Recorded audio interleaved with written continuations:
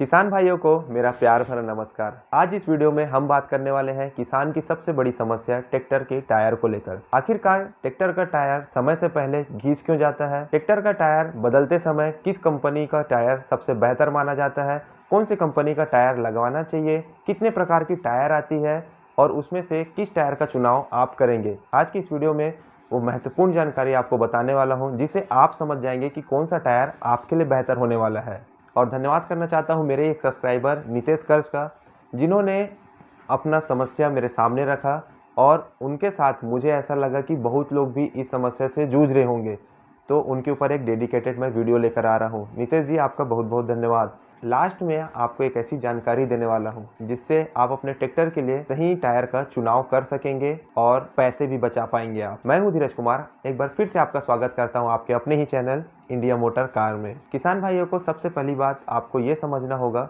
कि आपका कार्य क्षेत्र किस प्रकार का है। हर किसान भाई ट्रैक्टर को अलग अलग तरीके से यूज करता है। टायर निर्माता कंपनी भी टायर का प्रोडक्शन अलग अलग क्षेत्र और अलग अलग कार्य के हिसाब से टायर का निर्माण करती है। आज इस वीडियो में वो बारीकी से बारीक जानकारी आपको देने वाला हूं ताकि आप अच्छे से समझ सके कि सही टायर का चुनाव कैसे किया जाता है। आप ट्रैक्टर को किस तरीके से इस्तेमाल करते हैं, किस इम्प्लीमेंट में इस्तेमाल करते हैं और कैसे क्षेत्र में आप चलाते हैं, वो सारा डिपेंड करता है ट्रैक्टर का टायर का चुनाव के लिए।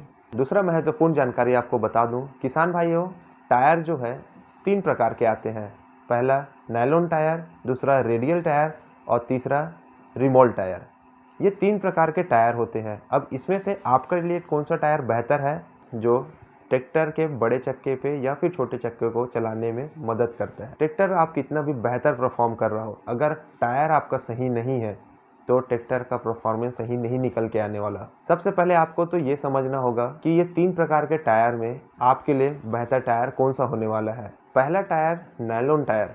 नायलॉन टायर को हम बारीकी से समझते हैं। नायलॉन टायर की बनावट, उसमें रबड़ की मात्रा ज़्यादा होती है और रोड में चलने के लिए उसे ज़्यादा बेहतर माना जाता है। अगर आप नायलॉन टायर को खेती पर्पस के लिए यूज़ करते हैं तो खेत में एक ही जगह में ट्रैक्टर खड़े होकर स्लिपिंग की समस्या बढ़ जाती है। नायलॉन टायर का जो स्ट्रक्चर है उसे बनाया गया है वो रोड के हिसाब से ज़्यादा बेहतर परफॉर्म करता है। रही बात रेडियल टायर की, तो रेडियल टायर का जो सरफेस एरिया रहता है उसमें हार्डनेस ज़्यादा मिलेगी जो खेत के लिए बेहतर परफॉर्म करता है। रेडियल टायर की बनावट में स्टील की मात्रा को बढ़ा दी जाती है जिससे उसकी परफॉर्मेंस खेत में बेहतर होती है और रोड में परफॉर्मेंस बेहतर नहीं मिल पाता। रेडियल टायर की खासियत खेती पर्पस में बेहतर परफॉर्म कर पाता है। उसकी ग्रिपिंग खेत में काफ़ी अच्छी होती है। बिना स्लिप किए हुए किसी भी इम्प्लीमेंट में वो बेहतर काम कर पाता है जिससे माइलेज भी हर किसान भाइयों को ज़्यादा देखने को मिलती है। तीसरा remould tyre. Remould tyre radial tyre में आप नहीं करवा सकते। रिमोल्ड टायर ऊपर में सरफेस एरिया की एक अलग से परत चढ़ाई जाती है और प्रेस मशीन के द्वारा उसमें गुड्डी का डिज़ाइन करके बनाया जाता है। इस टायर में आपके पुराने नायलॉन टायर के ऊपर की गुड्डी के कवर को पूरी तरीके से उतारा छीला जाता है और उसमें नया लेप लगाकर, रबड़ की परत लगाकर उसे बनाया जाता है। ये सिर्फ नायलॉन टायर में ही किया जा सकता है। अब ये तो बात हो गई टायर की प्रकार और टायर की कंपनियों के बारे में। अब आप ये कैसे समझ पाएंगे कि आपके लिए कौन सा टायर बेहतर होने वाला है। ध्यान से सुनिए किसान भाइयों, टायर का जो बीट या फिर गुड्डी उसे आप काउंट कीजिए। अगर आप खेती पर्पस के लिए टायर देखना चाहते हैं तो उसमें 19 से 20 गुड्डी का टायर होना ज़रूरी है। आप दोनों तरफ को एक साथ काउंट नहीं करेंगे, आप टायर के एक भाग को काउंट करेंगे जहां पे उसकी बीड़ या फिर गुड्डी बनी हो। उस एक साइड के टाइट को आप काउंट करेंगे और वो 19 से 20 अगर गुड्डी उसमें दिया गया है तो आपके लिए खेती के लिए वो टायर बनाया गया है। अगर उसमें क्वांटिटी बढ़ के 22 से 23 अगर गुड्डी उसमें है तो उसका परफॉर्मेंस रोड के लिए या फिर ट्रांसपोर्ट पर्पस के लिए बेहतर माना जाएगा। गुड्डी के कम या ज़्यादा होने से आपस में दो गुड्डी के बीच का डिस्टेंस कम या ज़्यादा हो जाता है।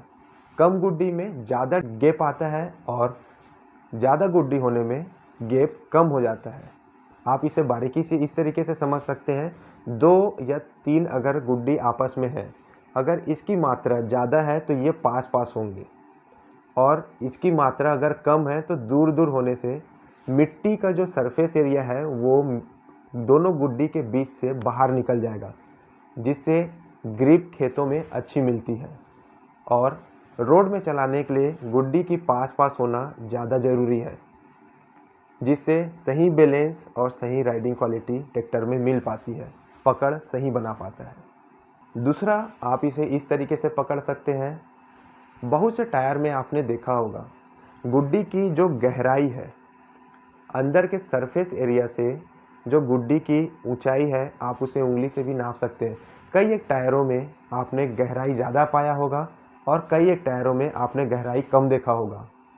आपके लिए कौन सा टायर बेहतर होगा, क्या कम गहराई का या फिर ज़्यादा गहराई का? ध्यान से वीडियो को देखिए और समझिए। जिस गुड्डी का गहराई ज़्यादा है वो खेती पर्पस के लिए बेहतर है। मताई के दौरान ज़्यादा मिट्टी अंदर तक ज़्यादा पकड़ बनाने के लिए, गहराई तक टायर की बीट को पकड़ने के लिए गहरी गुड्डी वाली या फिर गहरी बीड वाली टायर बेहतर मानी जाती है। और रोड वाले सरफेस एरिया पे ट्रांसपोर्ट पर्पस के लिए ट्रैक्टर को ख़राब रास्ते में या फिर डामर रोड या सीमेंट वाले रोड में चलाना होता है, उस जगह पे गुड्डी अगर ज़्यादा ऊंची दी जाएगी तो ट्रैक्टर का बैलेंस बिगड़ने की समस्या आ सकती है, जिससे गुड्डी टूट भी सकती है।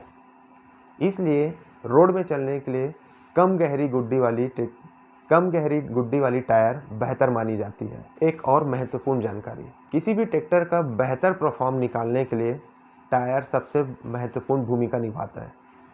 टायर का सही मात्रा में दबाव रखना या सही मात्रा में हवा रखना बहुत ज़्यादा ज़रूरी होता है। चाहे आपके ट्रैक्टर में 12/4, 13/6, 14/9 किसी भी नंबर का टायर अगर आपके ट्रैक्टर में है तो उसमें सही मात्रा में हवा रखना ज़रूरी है। 14 पाउंड से लेके 16 पाउंड तक का हवा का मात्रा रहना टायर में ज़रूरी है। ना इसे आप कम रखें और ना इसे आप ज़्यादा होने दें।